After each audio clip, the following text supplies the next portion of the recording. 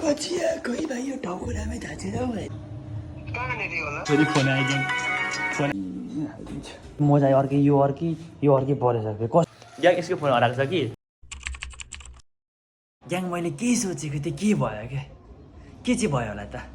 तपाईँहरूलाई त्यो जान्न मन छ भने चाहिँ फ्ल्यासब्याक जानै पर्छ यसको कचिया खोइ भाइ यो टाउको रामै थाहा छैन हौ भाइ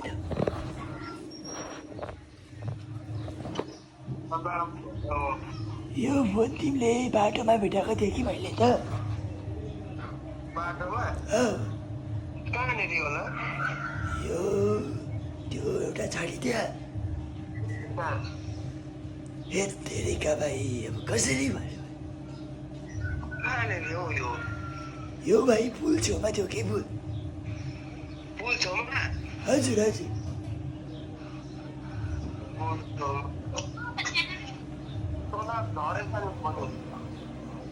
हजुर यो फोटो अलिक हजुर हे तेरिका भाइ तिमी ढुक्क भएन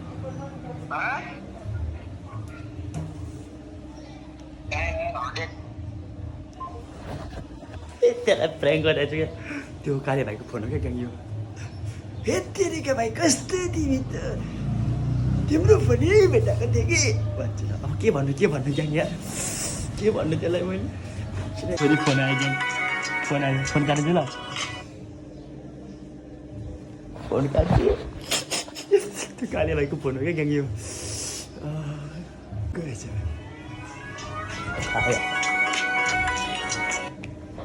हेलो हजुर कहाँ हुनु पर्यो म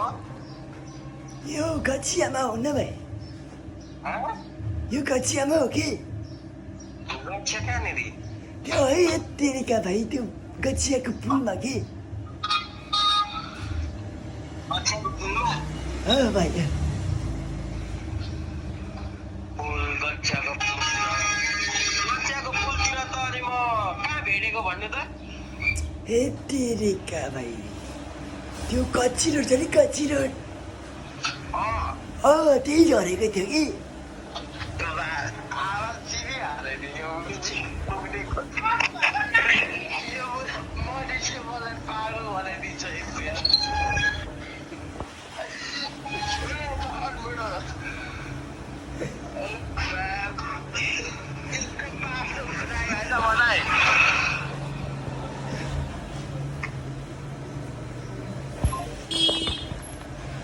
ढुक्क साला त्यसले मेरो स्वर चिन्यो भनेको चिनेकै छैन रहेछ ग्याङ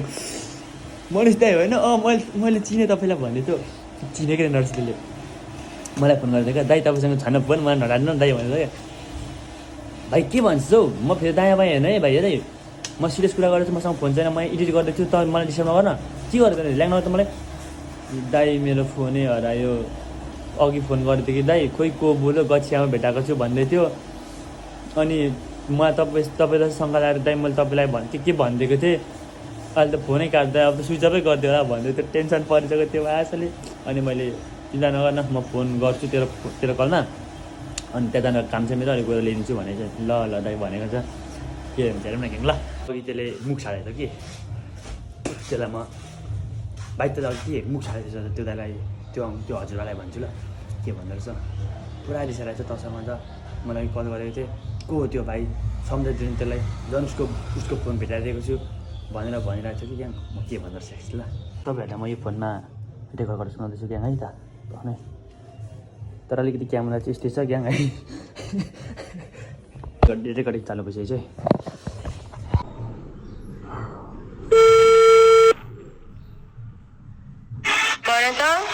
ए दिदी ए त्यो काले भाइ कहाँ छ ए एकचोटि दिनु त ए एकचोटि दिनु न होइन यो एकछिन त्यसलाई म सम्झाउनु पर्ने छ एउटा कुरा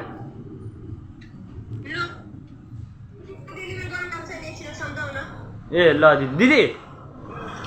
त्यो यहाँ को बस्छ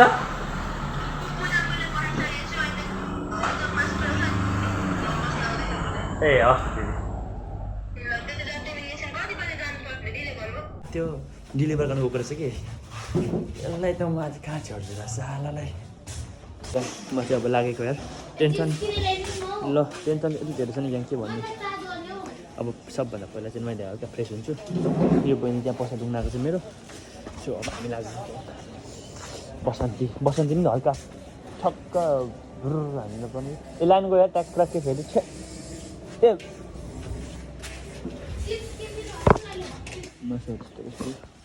लग्यो यसको म घर चाहिँ आइसकेँ ग्याङ कति 9-19 भइसक्यो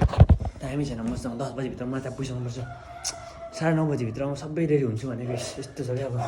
अब कपाल दिइहाल्छु त्यो पुच्चेको पनि फेरि फोन आउँछ यार ग्याङलाई शङ्का भइसकेको छ मैले नि लगाएछु फोन भनेर त्यो घर आउँदैछ अरे ल म यहाँबाट चलिहाल्छु यसलाई त म यसको फोन दिँदिनँ अरे अहिले नै त माफी नमागेँ त म कहाँ यसको फोन हो यहाँ त्यसले पक्रिन्छ कि यसको फोन कालो हालिदिन्छ यस्तो भएपछि देख्दैन नि त रेडी हुँ भनेको मजा अर्कै यो अर्कै परेछ कसको मजा हो थाहै छैन मलाई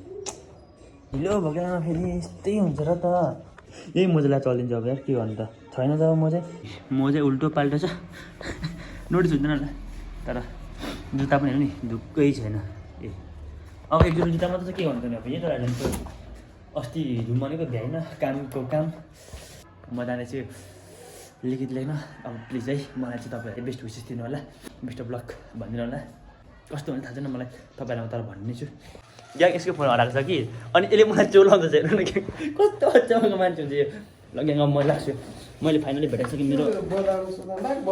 नानीदाहरू भेटाइसकेँ होइन ग्याङ अब म लाग्छु धेरै ढिलो भइसकेको मलाई जाँदा कसको यसको फोन हराएको छ मलाई दोष लाउँदैछ हौ मैले लगेर यसको फोन साला हरामीलाई खोइ कहाँ राखेको नि त्यो भाइलाई शङ्का लागिरहेछ क्या म माथि त्यही भएर फोन नगरेको रहेछ क्या अनि त्यसको फोन पनि बोकेर जान्छ होला यार ग्याङ